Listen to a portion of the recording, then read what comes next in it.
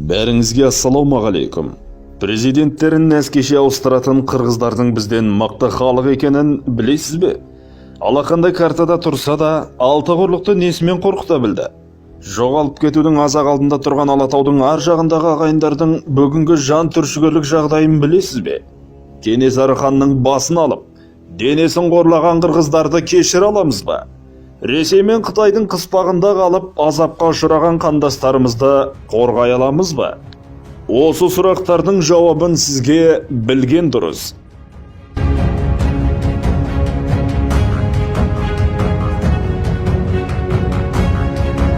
Бүгінгі таңдағы қырғыздардың қазақтардан артықшылығы өте мол. Ат төбеліндей аз халық болса да, қаһарман жігіттері қыздарын қыз қылып, отан дейтін отбасының түтінін түзу етіп отыр. Тіпті көзді ашып жұмғанша жұдырықтай жұмылып, президенттен президентті тақтан қуып, нәскеше ауыстырды. Жақпаса билігін төңкеріп тастайды. Қырғыздардың қазақ халқынан асып түсетін тағы да бір жағы – демократия. Билігі халықпен санасуды біледі. Неге? Өйткені өзбектері өзенін ластап, сарт саудасын жасап жүргенде қандарын судай ағызды. Қытай келіп зауыттар мен фабрикаларын салып жатқанда ойран топырын шығарып, қуатының қуып шықты. Тіпті 2018-2019 жылы бүкіл қырғыз атқа қонып, қысық көзді Қытайдың жігіттерін қырдан асырып, масқарасын шығарды. Міне, мұндай мәрт, рухты халықпен қайсы бір билік санаспасын. 2019 жылғы Сауранбай Жиенбеков пен Атамбаев арасындағы қақтығыс кезінде Атамбаевтың ақ үйін қорғап, қарулы күштермен ашық майданға да шықты. Әттең аз халық, ең болмағанда халық саны 60-70 миллионнан асқанда, өз күнін өзі көріп, бүгінгі алпауыттармен иық тіресер ме еді бәлкім? Кім білсін?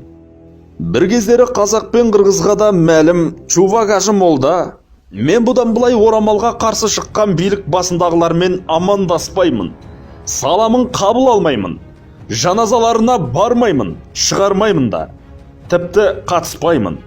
Олар орамалға қалай тыйым салса, мен де оларға жаназаға келуге солай тыйым саламын. Бұл қағидатты ұрпағыма шегелеп тұрып айтып кетемін деген еді. Бұл пәтуасына бүкіл депутаттар дүрліккен болатын. Осы мәселені талқылау барысында трибунаға бір депутат шығып, мектепке орамалмен кіргізбеген мұғалім мен директорлардың және біздің жаназамызды шығармаймын, Құранын оқымаймын, қабіріне көмбеймін деген имамның сөзі маған десең, арам өліп қал деген ғой. Бұған қалай ғана шыдаймыз деп бұлқын айтқан еді. Ал біздің ақ киімді денелі, ақ сақалды, соқыр мылқау танымас тірі жанды имамдарымыз ше? Олар орамал мәселесіне келгенде күмілжіп, биліктің ықпалынан шыға алмай жүргенін білесіздер. Мінекей, кімнің қасқыр, ал кімнің қорқақ қоян екенін осыдан аңғаруға болады. Бірақ, тағы да бірақ деген бір сөз бар. Төрт әріп бұлттар түрмесінің тас талқаны шыққан соң ондағы халықтар ес көмірінен барынша алысқа кетуді көздеді. Әркім әлемдегі өз жолын, өз орнын табуға тырысты. Алатаудағы айырқалпақты ағайындарды бодандықтың ноқтасын үзе салысымен ғылымда постколониалды синдром аталатын дертке шалдықты. Бірнеше ғасыр ұлттық тарих, ұлттық мәдениет пен дінге сусаған қоғамдық сана, зәмзәм суды да, нәжіс суды да шөліркене сімірді.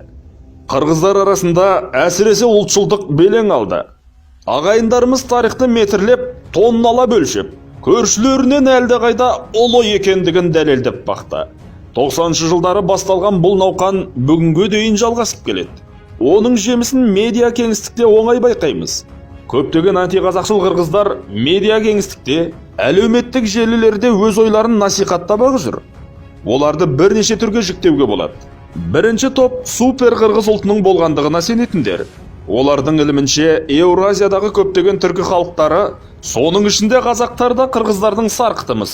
Сондықтан ұлттық құндылықтардың барлығы, мейлі айтыс, мейлі көкпар, ұлттық киімдер қырғыздардан қалған мұрамыз. Екінші бір топтың пікірінше қырғыздар ешкімге ұқсамайтын ари текті ұлт. Олар үшін қазақтар қысық көзді моңғолдың ұрпағы, ал қырғыздар көк көзді, алтын шашты арилерден тарайдымыз. Үшінші бір топ үшін қазақтардың қырғыздарға туыстығы жоқ. Қырғыздарға Хакас, Алтай, Тывалар әлдеқайда жақын. Шынымен аға, қалай дегенде де аталмыш топтар қазақтарға паңдана, тарихымызға қомсына қарайды. Бұл өте қате пікір. Дұрыс емес ұстаным. Қай кезде де қазақ пен қырғыздың қазаны бірге қайнап, төсекте басы, төскейде малы қосылған бауырлас жұрт. Бұл жұрттың аражігін ажыратып, ала мысық өткіземіз дегендердің барлығы көр көкіректер. Бағаналы теректің тамырындай тереңге жайылған түркі тарихында қазақ пен қырғыздың алатын орны ерекше. Біздің заманымыздан бұрынғы немесе қазақ хандығына дейінгі тарихқа тоқталмай қояйық. Қазақ хандығы құрылғаннан кейінгі 16 ғасырдағы Сантаж соғысында да екі ел бірігіп, өзбек-моғол қосынына қарсы шықты. Ол кезде жаудың тактикасын жете түсінбегендіктен қазақ-қырғыз қолы ойсырай жеңілді. Осы соғыста Тоғым хан бастаған 37 сұлтан, ханның 9 сарысы атанған 9 бірдей жас баласы шейіт кетті. Қазақ-қырғыз әскері түгел қырылып, Ұлытау мен Жетісу жерінің қан сасығанын тарих жасырмайды. Бұл қазақ пен қырғыз үшін нағыз катастрофа болатын. Бар болғаны бір шайқаста 37 сұлтан қырылып қалды. Хан мен оның 9 ұлының майдан даласында сүйектері шашылып жатты.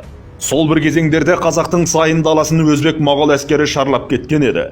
Мінекей, ендеше қазақ пен қырғыз қиыншылықты да, қуанышты да бірге көрді. Ал Тәуке хан тұсында қырғыздың биі тиеспен бірігіп ойраттардың ойранын талай мәрте шығарып, қызбағанды Қытай императоры Кансидің де үрейін ұшырған болатын. Екі ел сол замандарда екі ханды бөліп жармай, Тәуке тиес деп атап кеткен еді. Одан кейінгі 1723-27 жылдар аралығындағы Ақтабан шұбырынды, Алакөл сұлама зұлматында да талай мехнаттарды бастан бірге кешірді. Қазақ руханиятындағы ойып тұрып орын алатын аягөз қалмақ қырылған Аңырақай шайқасы және шаңды жорықтарда да екі ел бірге зөңгілес болып, сүрең салысты. Тек 1759 жылы қазақ-қырғыз арасына сызат түседі. Шығыс Түркістандағы сауда мәселесіне байланысты қырғыз бен қазақ арасында дау-жанжалдар жиі туындай бастайды. 1760 жылы теріскей қырғыздары Бала Бөгөн, Талас, Аса бойындағы Қоңырат пен Дулат ауылдарына шапқыншылық жасайды. Бұл оқиға Абылайдың құлағына жетіп, 1760 жылы хан иеміз Тәшкенді кейін қырғыздарды бағындырады. Қырғыздар айып төлеп, ақ үйлі аманатын береді. Абылай дала заңымен екі елді бітістіріп, Сарыбағыс руының манабы Мәмбетқұлдың Тәтіш деген қызымен неке қияды. Алайда қырғыздар анттан аттап, 1765 жылы Жетісу наймандарын шабады. Бұдан кейін 1770 жылы Абылай қырғызға екінші рет жоруыл жасайды. Бұл жолғы соққы аяусыз болады. Қырғыздың солты Сарыбағыс, Сарыру, Құшшы, Саяқ секілді рулары сансыз адамынан айырылып, ойсырай жеңіледі. Қырғыз тарихында бұл оқиғалар Жайыл қырғын атымен қалды. Себебі солтыдан шыққан Жайыл батыр осыған дейінгі бітімді бұзып, жаңа қырғынға жол ашқан еді. Алайда Абылай ханның жүрегі жылып, тағы да қырғыздарға кешірім береді. Қырғыз тұтқындарын босатып, жаңа шарт жасасады. Абылайдың өлімінен соң қазақ-қырғыз жерінде көмескі кезең орнады. Әрине, атасының құнын кешкен қазақпыз ғой. Бәрін де кешірейік. Оның барлығы тар замандағы бабаларымыздың жасап кеткен қателігі. Уа қазағым, кешірілмес Кенесарының құнын да кешейік. Ақырғы ханымыз төсекке таңылмай, нағыз ерлерше қан майданда шәйіт кешті. Оны сатқан күллі қырғыздар емес, орман манап. Бір адамның ақымақтығынан қашанғы 6 миллион қырғызды кінәлай бермекпіз. Албан Суан, Дулаттың уәжінен соң қырғыздардың өзі жалаң қылышпен орман манаптың басын алды. Яғни тегімізді алып берді. Ал Кенесары ханды өз қазағы да сатты емес пе? Ұлы жүздің Рүстем мен Сыпатай сынды сұм жүзділерін қайда қалдырамыз? Орыстар Орта Азияны отарлап, түркілерді жою саясатын сынақтан өткізіп жатты. Орыс отарлауларына қарсы қазақ даласында 1905 жылы Алаш партиясы құрылды. Алаш партиясының ұлт-азаттық, озық демократиялық идеялары күллі қазақты ғана емес, бір туған қырғыздарды да нұрландырды. Қырғыздың алғашқы ағартушы зиялы азаматтарының барлығы Алаш партиясының құрамында болды. Аптал азаматтардың барлығы Сталиндік қуғын сүргін мезгілінде қазақ зиялыларымен қатар халық жауы ретінде атылып кетті. Қырғыздар 20 ғасырдың 16 жылындағы Жетісу көтерілісіне де қатысып, қазақ ағайындары үшін Алатаудың ар жағынан асып келді. Әрине, басқа түркі халықтарын бөліп жарғанымыз емес, бірақ тілі мен діні, салт дәстүрі сабақтас қазақ пен қырғыздың мемлекет аралық болмаса да, халықаралық байланысы өте күшті болуы қажет. Екі елдің бізбен сіздей жастары, арыстандай азаматтары осынау мәселені түсініп, тереңінен толғаныс екен дейміз. Бүгінгі Қырғыз мемлекетінің жағдайы өте қиын. Әскери қуаттылығы жағынан да, экономикалық өрістеу жағынан да құлдырап тұрғаны тайға таңба басқандай. Ресей Федерациясының президенті Владимир Путин өзінің бұқаралық ақпарат құралдары өкілдеріне берген сұхбатында Қырғызстанның болашағы жоқ.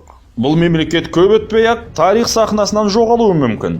Қытай мемлекеті Шыңжаң өлкесі ұқсатып, бұл мемлекетті де жұтып алары анық деп айтқан еді. Жындының сандырағы келеді дегендей, Путекеңнің осы бір болжамы тура келсе қайтеміз. Бүгіннің өзінде қытайлықтардың дандайсығаны сонша, мектеп оқушыларына Қытайдың туымен көмкерілген Қырғыздың жерін картамен көрсетіп, мынау біздің ежелгі жер және болашақтағы мекеніміз деп таныстырады екен. Қытайлықтар қырғыз балаларының етін жеп, елсіз аймаққа сүйектерін итше қалдырып кеткені де жасырын емес. Иә, мұндай қиын қыстау кезеңде қазақ пен қырғыз бірігуі қажет. Біріккен жағдайда қандай күшке ие болатынымызға тарих дәлел. Тәжікті де, ауған мен Қытай, араб пен орыстарды да бір шыбықпен айдайтынымыз айдан анық. Осылайша екі мемлекетті жау етіп, бір-біріне айдап салып, біздің санамызды улаған кеңестік идеологияны түп тұқиянымен жою керек. Құрметті де қадірлі көзқарақты көрермендер, біз биліктің немесе нақты бір ақпараттың тілінен емес, халықтың тілімен жүрегінен шығатын, арман ететін уәждерін таспалаймыз. Қазақ пен қырғыздың рухани, мәдени, тарихи тамыры тереңге жайылып, кереғар пікірсіз бауырлас мемлекет болғанын қалаймыз. Қырғыз европоидтық, қазақ монголоидтық деген орыс пен Қытайдың арандатушы сөздерін аяққа таптап, бөлінуден аулақ болайық. Ежелден ер тоқымға бірге мінгесіп, басымыз бір жастықта түйіскені рас болса, болашақта да тура сондай пейілде болуымыз міндет.